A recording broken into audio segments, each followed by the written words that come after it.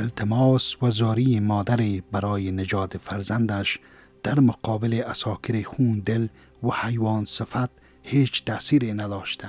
مادری که شاهد به خون غلطیدن فرزند کوچک 12 سالش در مقابل چشمانش می باشد.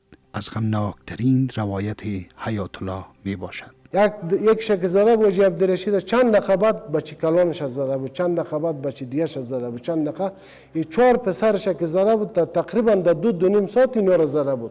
باز قیبرچهشون زده بود، در پرشوی سیاسراشش زده بود. یک طفلش، یک طفل زیره، یک بچه زیره، بچه کلانش بود یا آخریش بود، یک بچه زیره در پرشوی مادرش که مادر خود بغل کرده بود، مادرش او را بغل کرده بود که یک نفر ما را تو نزن. در می وقت امریکایی را کش میکنه، 2 نفر از پیشش 2 متر دور میکنه، 1.5 متر دورتر این را میزنه در پرشوی مادرش.